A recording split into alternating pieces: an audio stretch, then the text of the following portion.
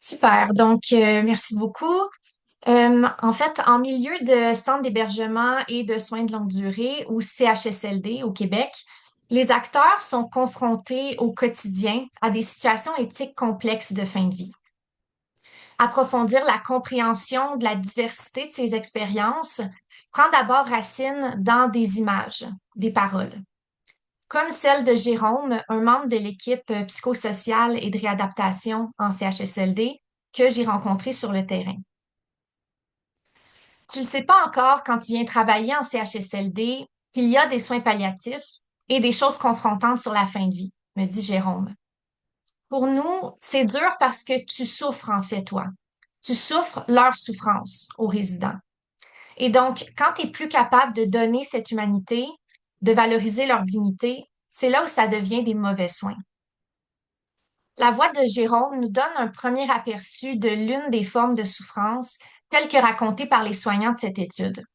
La souffrance morale vécue dans l'espace liminal entre le vivre et le mourir en institution de soins de longue durée. Plongeons d'abord brièvement dans la contextualisation du paysage de soins particuliers en CHSLD.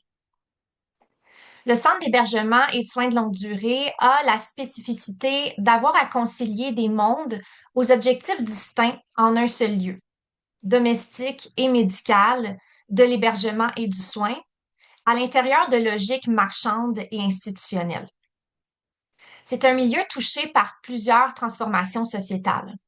Démographiques d'abord, sur l'évolution de la complexité des profils de maladie, des besoins de la patientèle admise et de la charge de travail.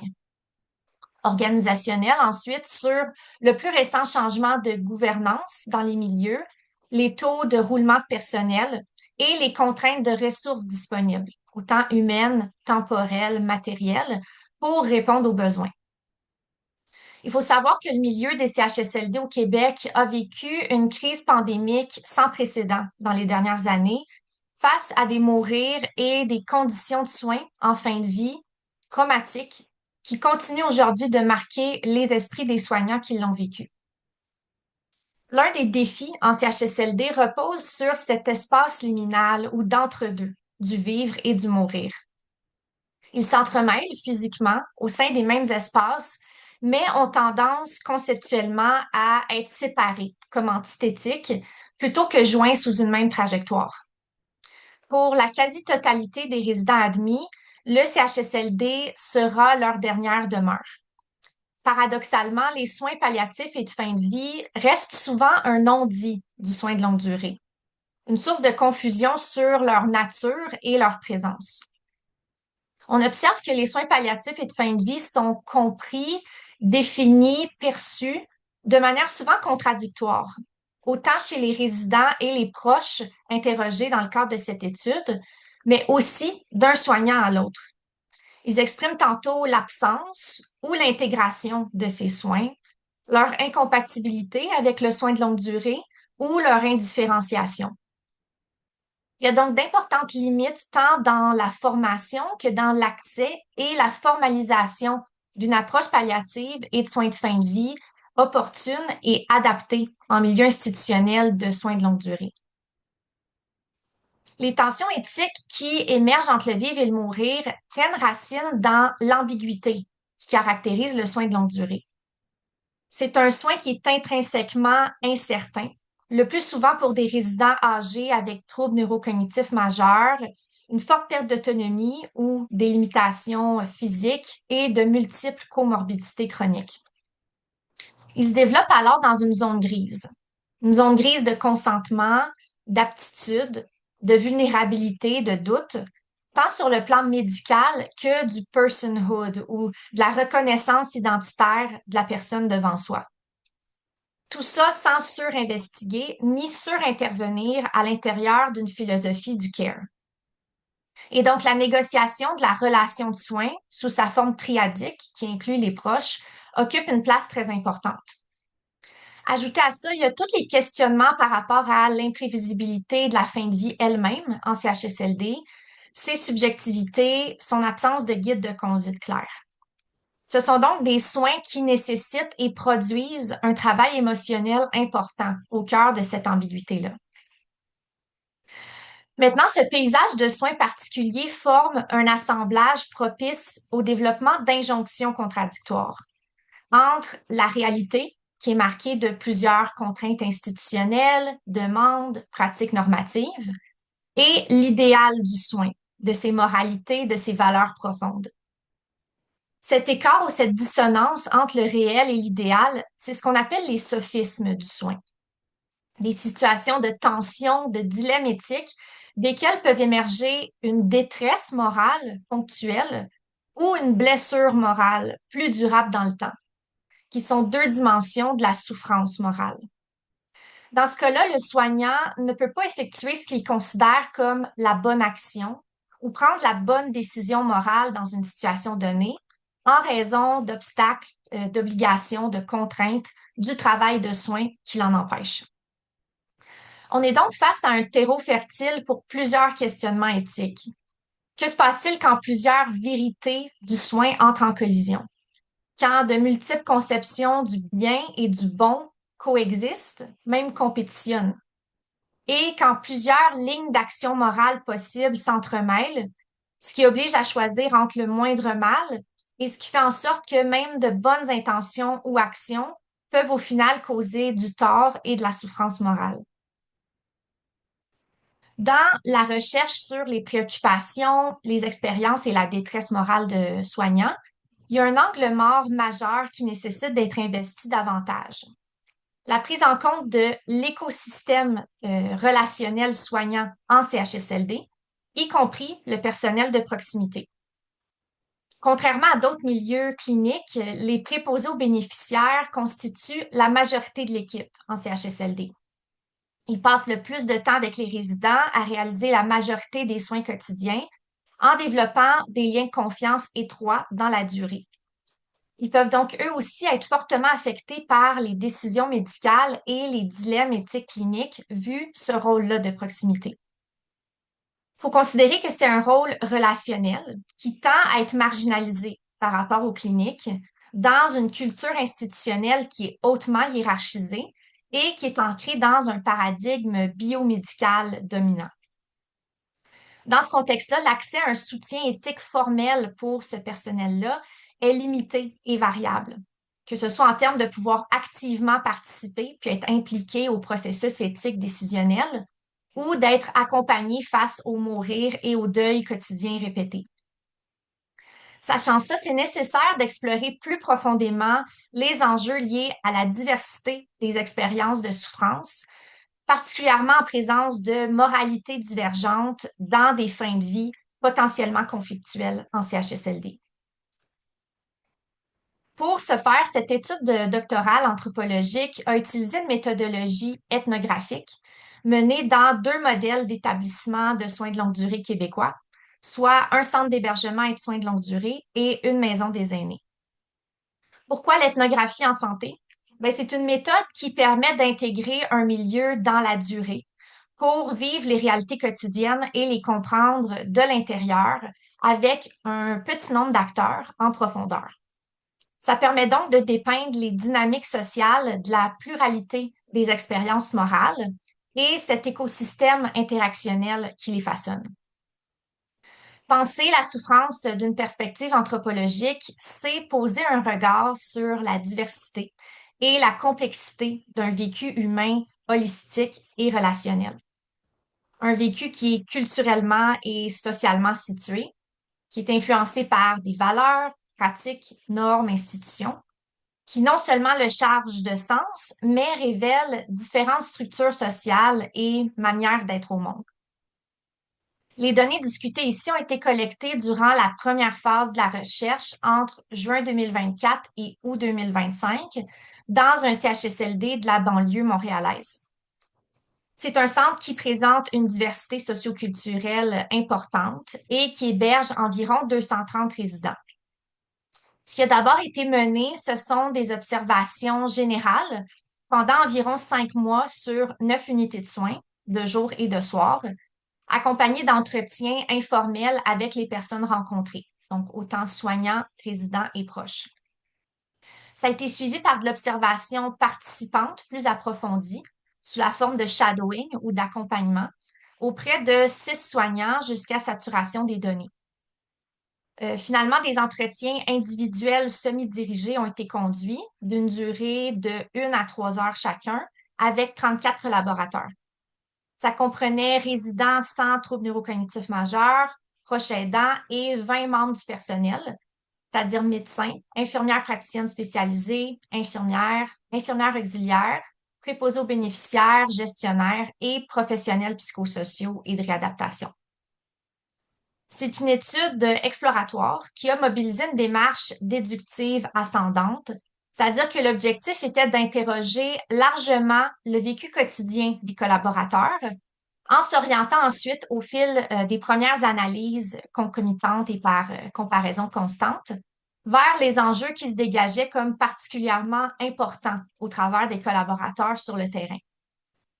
Donc, les thèmes qui ont émergé des analyses thématiques initiales et sur lesquels ont ensuite porté les questions ouvertes d'entretien sont principalement les défis relationnels, le contexte organisationnel et les dilemmes éthiques concernant les situations palliatives et de fin de vie en soins de longue durée. Ce qui a été mobilisé, c'est une approche inspirée de l'interactionnisme symbolique et de la description interprétative, c'est-à-dire qui permettent d'examiner la manière dont les expériences de soins, notamment de souffrance morale, sont construites, justifiées, reconnues au sein des interactions, mais aussi comment les soignants interrogés interprètent puis expriment leur vécu. Finalement, il faut garder en tête que les données présentées ici sont des résultats préliminaires, l'étude étant toujours en cours de déroulement sur le dernier terrain de recherche en maison des aînés. Ce que les données préliminaires montrent, c'est que les différents membres de l'équipe soignante, peu importe leur rôle, préposés, infirmières, médecins, ont tendance à s'accorder sur le type d'enjeu éthique le plus difficile à vivre à leurs yeux dans l'espace entre le soin de longue durée et de fin de vie, soit spécifiquement la perception d'une mauvaise qualité de fin de vie chez le résident. Leur témoignage montre que la souffrance morale qui peut en résulter est intimement liée aux dynamiques relationnelles et aux contraintes institutionnelles imposées par le milieu. 3 types de dilemmes dans lesquels la souffrance morale soignante a été exprimée ont émergé. La charge organisationnelle du travail, l'acharnement thérapeutique et la participation à la précipitation du mourir. Pour ces 2 premiers dilemmes, on observe le plus souvent un point de convergence dans les moralités soignantes. Lorsqu'ils sont confrontés de manière ordinaire et récurrente au manque de temps et de ressources pour réaliser un soin jugé humain et à des demandes, exigences ou attentes familiales orientées vers un acharnement thérapeutique perçu. Dans ces situations chroniques du quotidien, l'écart moral entre les valeurs et les pratiques, duquel peut découler une souffrance, tend à converger vers un sens commun d'interprétation entre les membres de l'équipe soignante. Ils s'accordent le plus souvent sur le fait de vivre un déchirement moral entre accepter de ne pas pouvoir donner un soin idéal ou une bonne qualité de fin de vie, donc de devoir réaliser une sorte de maltraitance organisationnelle en raison des demandes et contraintes imposées, ou tenter de s'y opposer et en subir les conséquences, soit en termes d'épuisement ou de conflits potentiels avec les familles. Pour ce qui est du 3e dilemme, on a observé des points de rupture morale entre les soignants, des divergences potentiellement conflictuelles lorsqu'ils sont confrontés de manière plus ponctuelle à des décisions d'initiation des soins palliatifs et de fin de vie, pouvant être perçues comme précipitant le mourir. 2 exemples de situations polarisantes ont été observés. L'arrêt de traitement et de soins et l'administration d'analgésiques palliatifs ou de sédation palliative. Sur ce point-là, Diane, membre de l'équipe de gestion, témoigne de son expérience.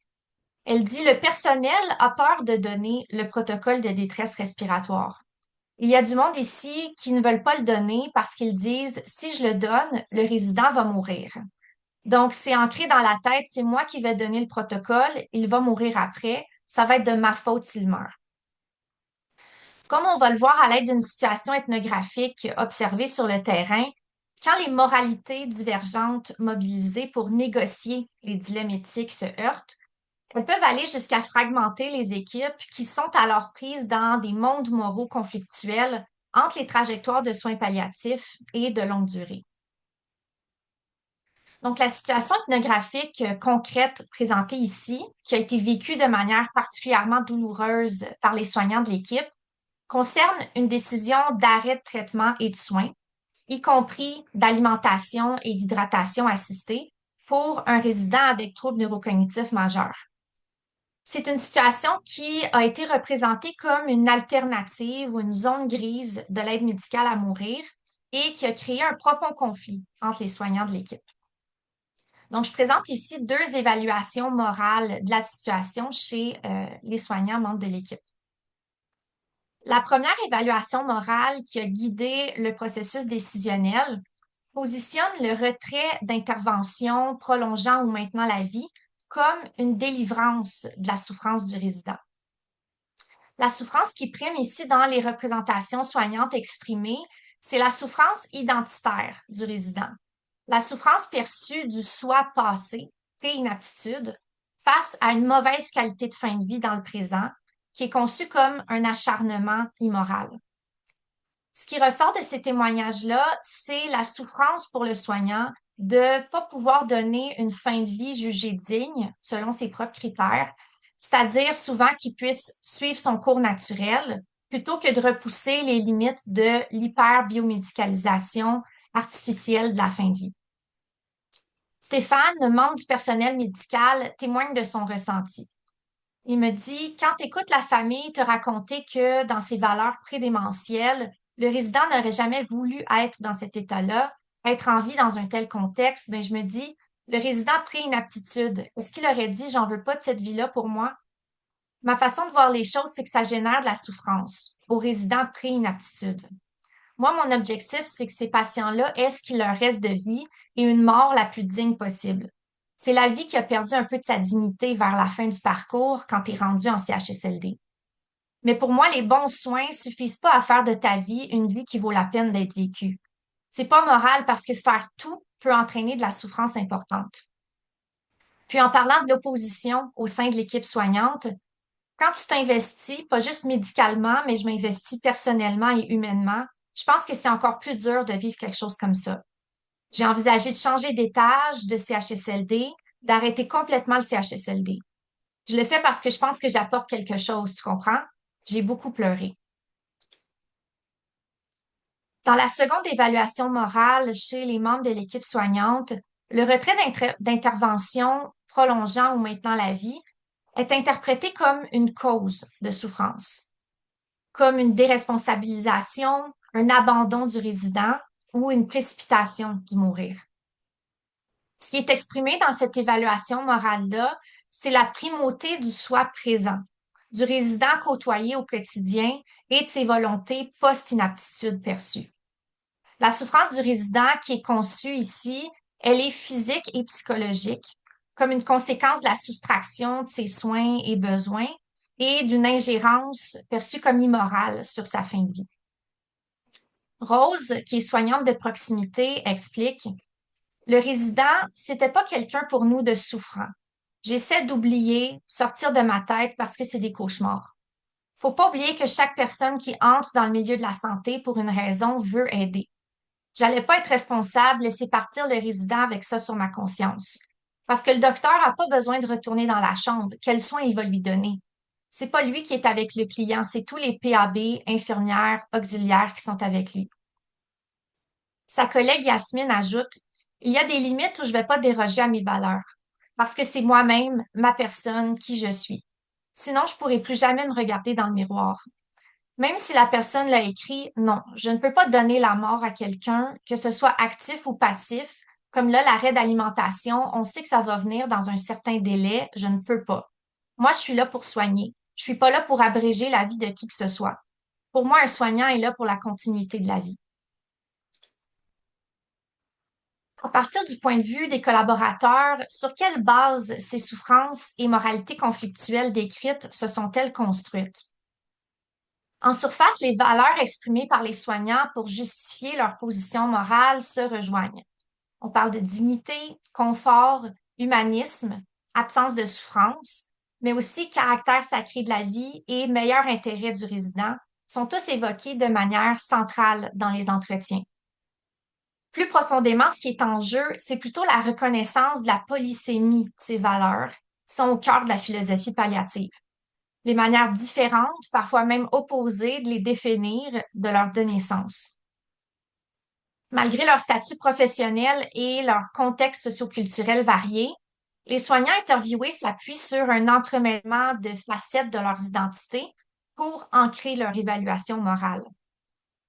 Les sphères professionnelles, par exemple expertise, rôle, normes, culture professionnelle, et personnelles, expérience de vie, croyances, émotions, socialisation et appartenance, sont autant de bases morales légitimisées et valorisées par les collaborateurs. Cependant, il y a une justification morale supplémentaire qui a émergé des résultats, soit les visions soignantes différenciées de l'institution elle-même comme guide de son devoir et de l'action juste et bonne. Deux catégories de champs lexicaux ont été utilisées par les soignants pour qualifier ce que le CHSLD représente à leurs yeux. Ici, médecins, gestionnaires et professionnels psychosociaux et de réadaptation évoquent un lieu du mourir, du dernier recours, parfois du désespoir, rapproché à l'imaginaire symbolique d'un mouroir. Ils développent une conception de l'institution comme un milieu de fin de vie, d'abord, dans lequel vivent les résidents. La vision de la temporalité et de l'échelle du soin rapporté est celle d'une trajectoire planifiée s'étend dans la durée. De l'autre côté, lorsque questionnés sur leur représentation du CHSLD, les infirmières auxiliaires et PAB évoquent un lieu du prendre soin, de l'effort et de l'adaptation à la réalité du résident. La vision de l'institution nommée est d'abord celle d'un milieu de vie dans lequel les résidents finiront leur jour. Le soin, le travail est exprimé à travers la loupe du moment présent, de l'ici et maintenant et de la cyclicité des actes. Il semble que ces visions professionnelles différentes de la mission du CHSLD et du travail de soins de longue durée servent alors de référence pour d'abord créer du sens à travers des situations émotionnellement chargées pour des actes à caractère irrévocable ou sacré. Ensuite, justifier la hiérarchisation de ses devoirs moraux, plus ou moins vers le soutien de la vie ou l'accompagnement de la fin de vie. Et finalement, participer à guider l'action morale bonne et juste face aux dilemmes éthiques rencontrés. Ces visions peuvent alors entrer en collision, surtout en l'absence de mécanismes institutionnels clairs pour articuler leur coexistence et pour comprendre la complémentarité de la position et de l'expertise de chacun. Finalement, comment les différents soignants vivent-ils l'impact de cette souffrance morale et comment arrivent-ils à la négocier? Les collaborateurs interrogés rapportent tantôt des sentiments d'impuissance, d'injustice ou de colère face au dilemme d'une mauvaise fin de vie perçue et à l'incapacité d'accomplir son devoir envers le patient. Certains expriment porter le poids du fardeau moral, soit de l'action ou de l'inaction, mais aussi la peur des répercussions ou des sanctions lorsqu'ils sont pris dans un étau décisionnel. En réaction à ces sophismes, à ces blessures morales qui se perpétuent, les thèmes de la perte de sens et de la déshumanisation se manifestent au fil des paroles et surtout de l'épuisement. Spécifiquement, dans la situation discutée, on observe un bris de confiance au sein de l'équipe, ce qui a un impact non seulement sur les personnes elles-mêmes et leur bien-être, mais aussi sur la collaboration et la cohérence des pratiques de soins pour le résident et ses proches. Parmi les différents mécanismes de négociation des dilemmes, on a observé chez les collaborateurs des réactions d'engagement ou de désengagement. Elles allaient de l'opposition formelle, donc s'exprimer, contester, refuser ou imposer, ou informelle, contourner, dissimuler, autogérer, au retrait formel, soit de l'équipe, de l'unité, voire même de son poste, ou informel, se distancer, se détacher, accepter l'indifférence ou le strict minimum, donc une certaine baisse de la sensibilité morale à ce niveau-là. Donc, pour finir, on a posé un regard sur cet espace d'ambiguïté, de polysémie et de sophisme du soin, qui est un espace d'entre-deux qui peut être polarisant, où l'on souffle la souffrance de l'autre et où la souffrance perçue d'autrui peut devenir une souffrance pour soi. Je conclurai en appuyant l'importance de réfléchir cette souffrance comme phénomène systémique qui met en évidence des besoins structurels non répondus, alors que la souffrance morale est souvent projetée sur la conduite individuelle, la culture, les émotions ou une incompréhension qui serait opposée à la réalité biomédicale dite objective et professionnelle. C'est un phénomène dynamique et relationnel qui est influencé par les contraintes de son milieu et son écosystème interactionnel, qui ne peut pas être compris en vase clos. Il faut garder en tête que les vécus éthiques en soins de longue durée reflètent une hiérarchie de formes de savoir, de formes de moralité et, ultimement, de formes de souffrance qui peuvent être écoutées et légitimées par l'institution ou non. L'enjeu réside alors dans la reconnaissance d'une diversité d'expériences, de perspectives et d'interprétations du bien et dans la compréhension de leurs tenants, de leurs appuis. Ce travail-là est essentiel pour pouvoir développer des espaces formels de dialogue, de réflexion, de résolution éthique qui soient davantage inclusifs et qui permettent d'accompagner, mais aussi d'informer, de concilier cette pluralité-là pour l'ensemble des soignants qui sont impliqués dans le soin. Que je disais qu'on peut s'attendre à ce que les ramifications et développements en soins palliatifs et de fin de vie en CHSLD et Maison des aînés continuent d'avoir un impact de plus en plus important dans les années à venir, non seulement sur l'étendue des possibles, mais aussi sur les pratiques normatives et, bien entendu, leur charge morale. Et puis, à l'intérieur de ces développements et transformations-là, l'apport d'une approche anthropologique qui est holistique des vécus humains, autant sur le plan réflexif que de la mise en pratique, peut certainement continuer à contribuer à cette discussion.